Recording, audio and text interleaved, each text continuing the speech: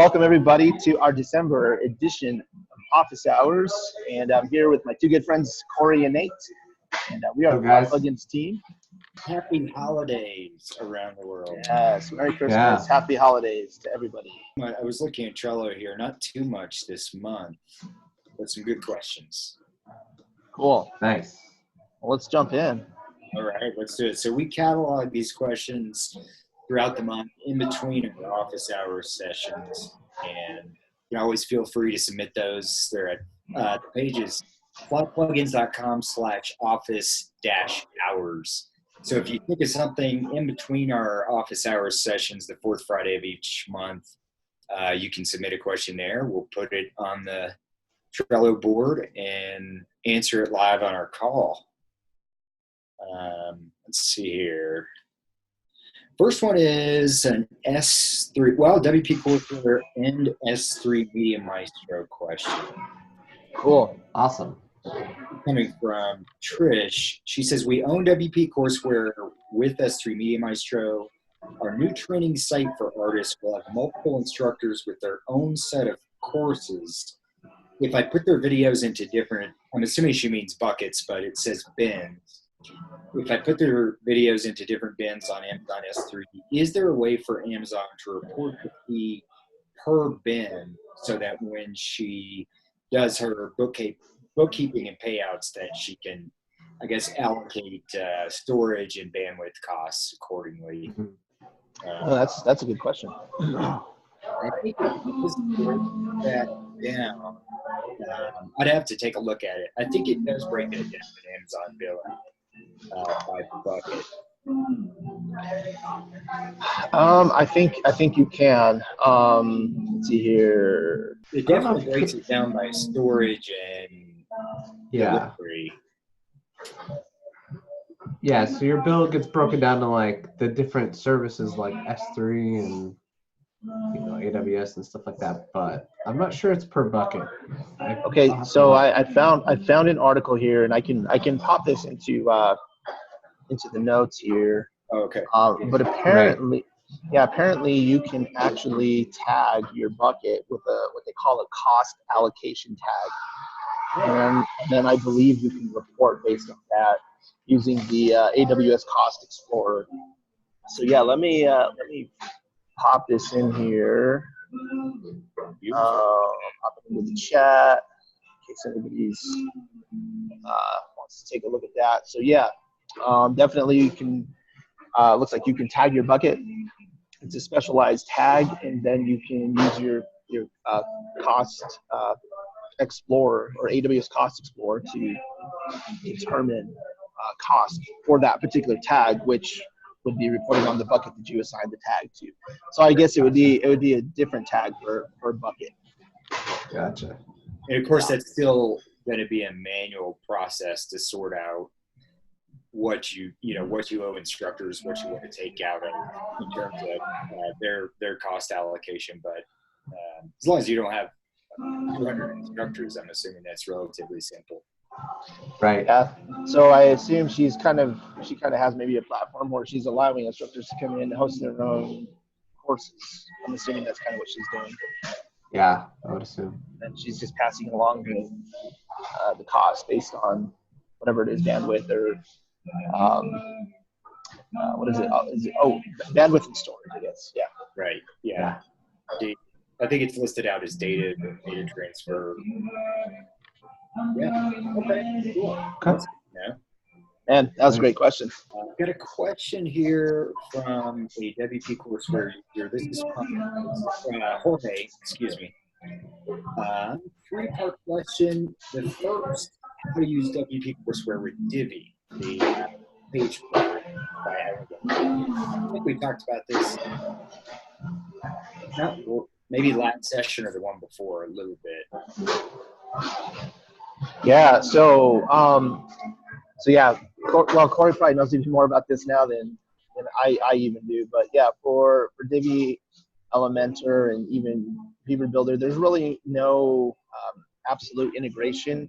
And what I mean by that, like each one of these page builders, you can click and drag certain types of elements into a post. So for example, this would be for a unit. And so currently we just don't have any of those integrations. So in other words, like you don't have like a mark is completed button element, or like a navigation element, or things like that, maybe a progress element. And so we're looking to, at some point, get integration with those various builders.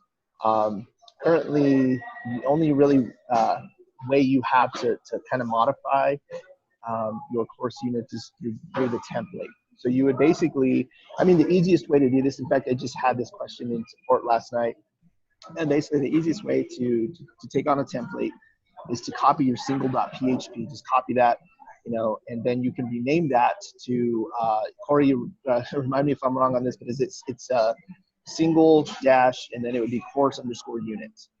That's right. .php. Okay. And what that does is that applies that template to all course units. So you don't even have to use a little selector or anything like that. It just automatically uses that namespace and applies it to every single course unit. Then what you do is then you can kind of pick and choose what you want to show in that template. So for example, last night the question was, how do I remove the sidebar? Well, you basically are going to take that portion of it out.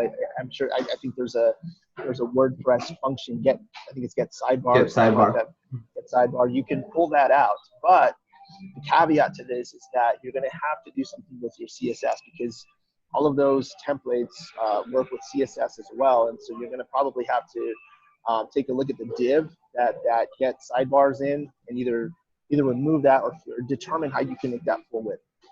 Again, that's just for that particular example, but currently that's really the only way that you can kind of, play with the course unit layout.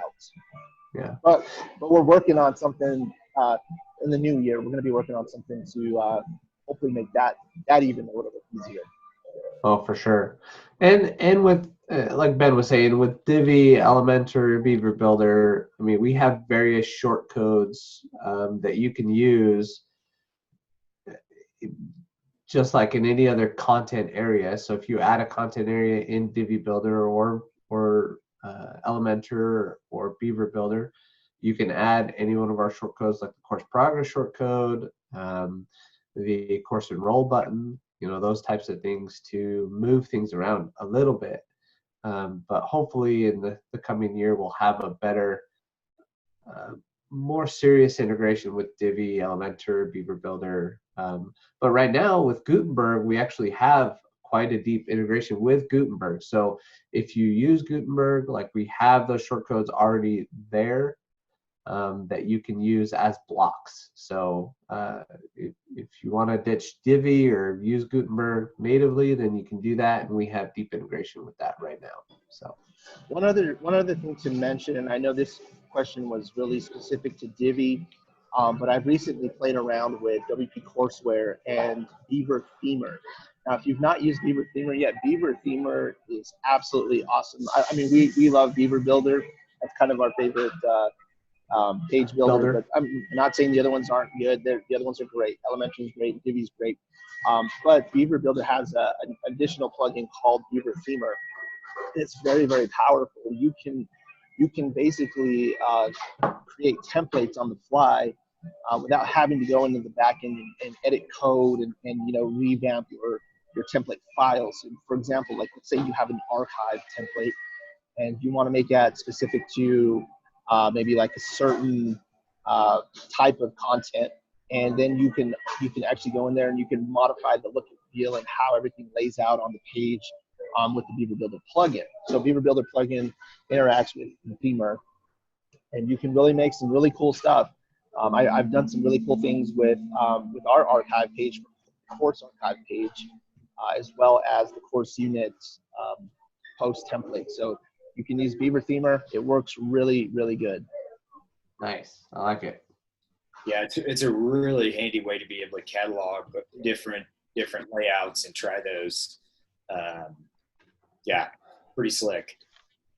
And following up on what Corey said, we also have now Gutenberg or S3 Media Maestro is compatible with Gutenberg, so it's really easy to choose that block, drop your video in, basically press a couple of buttons as long as you have your S3 account configured.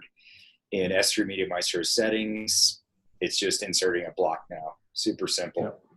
Yep. Good one. Okay. Well, that answers part one of Jorge's question. And part two, I know we've got some documentation and a tutorial video we can link to on this. But he is also curious about WP Courseware integration with MemberPress. So yeah, we've got MemberPress integration.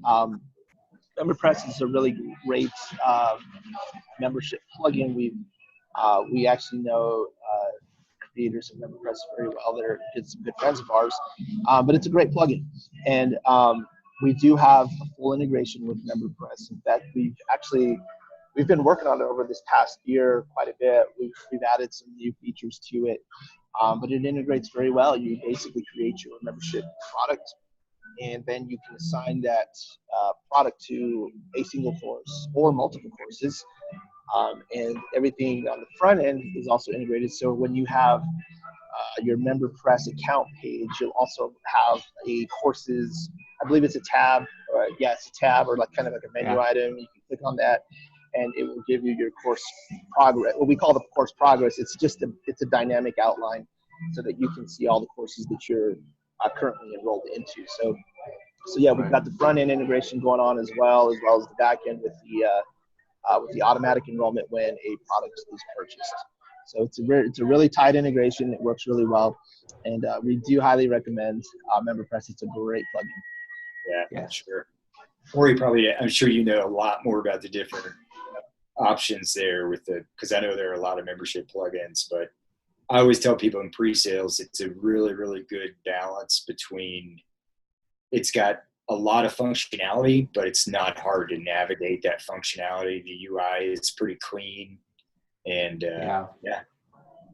yeah, and I would agree with that. It's simple to use. It seems like it's lightweight. It's not very heavy. Like there were some membership plugins that I've used, and I mean they include everything, including the kitchen sink, and it's not that it's a bad plugin. It's just it feels it's very heavy. There's a lot of there's a learning curve with it. It's not super intuitive and easy to use, and that works for some people. Some people have very complex systems.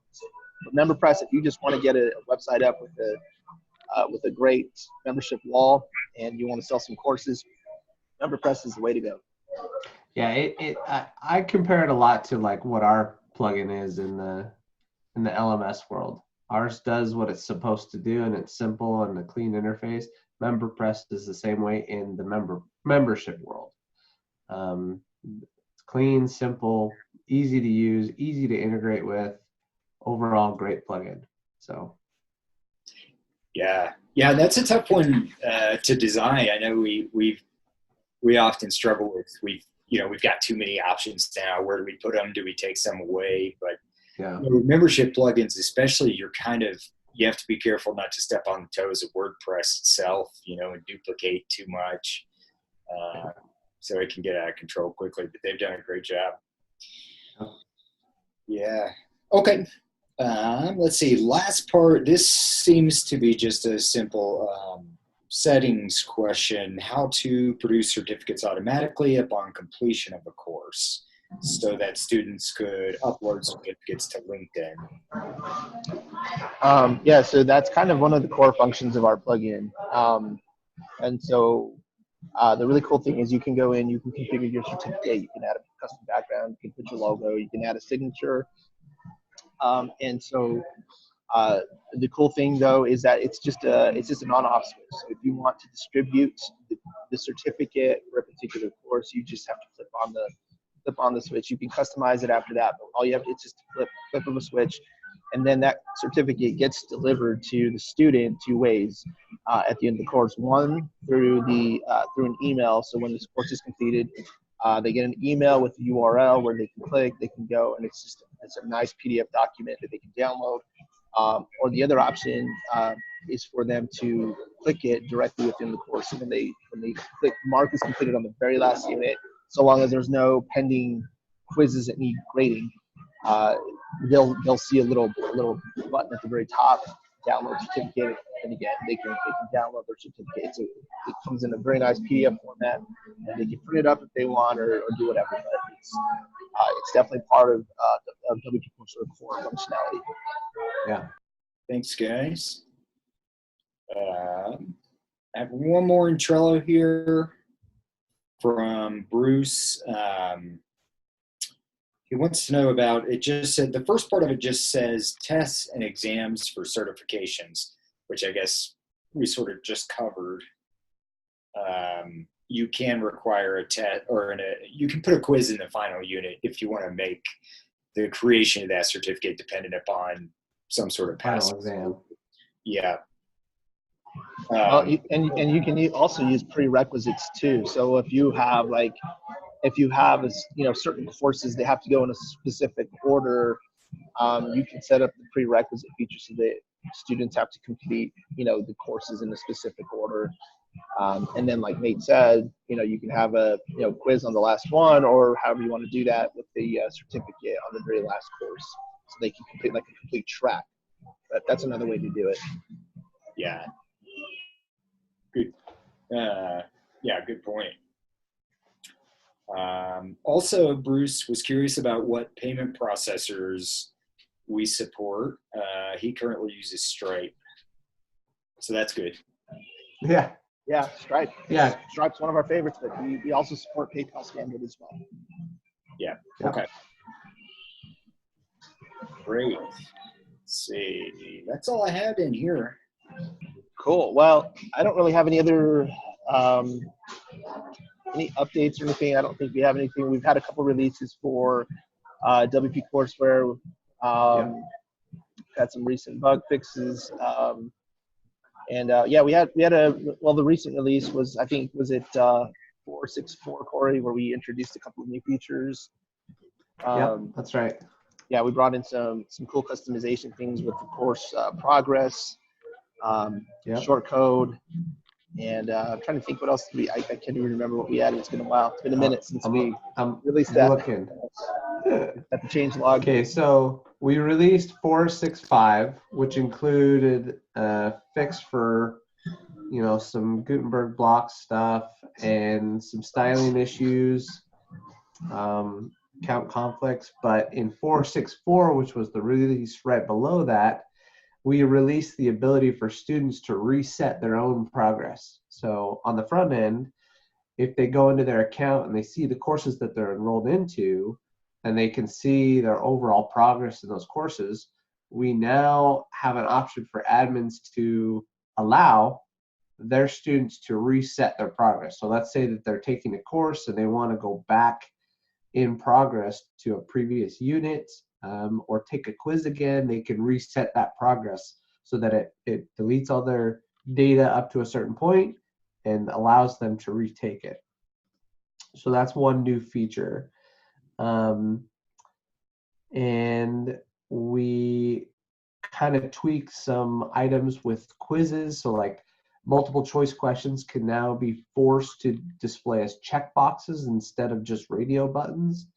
So that was kind of cool because they want to offer a question that allows people to answer more than one answer, but instead of just answering one answer of the multiple choice, if that makes sense.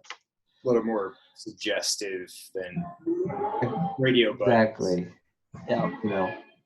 Yeah. So, other than that, earlier this year we had the SCA compliance with Stripe. Oh, yeah. So that's now integrated and there. So, a couple new features towards the end of the year, but mostly bug fixes and little things that were tweaked along with the WordPress 5.3 release.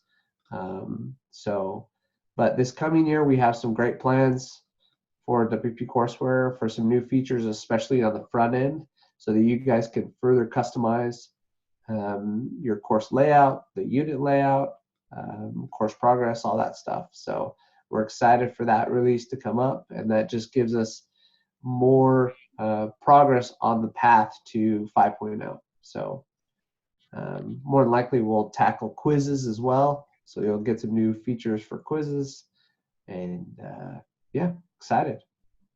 Yeah, and as always, we do them I don't think we can ever say this enough, but please, please, please, if you ever have a feature request, let us know.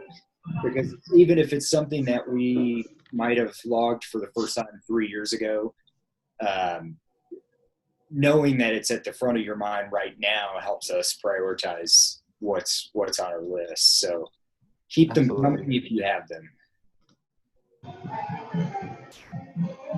Yes, absolutely. And also just take an opportunity to just thank our customers. We've had a great year with my plugins. Just as Corey mentioned, we had quite a few releases and added quite a few things.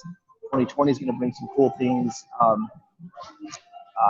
Looking forward to our next update, which we have a lot of front end things going on, new features on the front end. So we keep your eyes open for that. And we just want to really thank you for just making it a great year for us. We're super thankful and blessed to be able to be part of your journey and your online business, and just playing a little part in that. And it's really cool for us.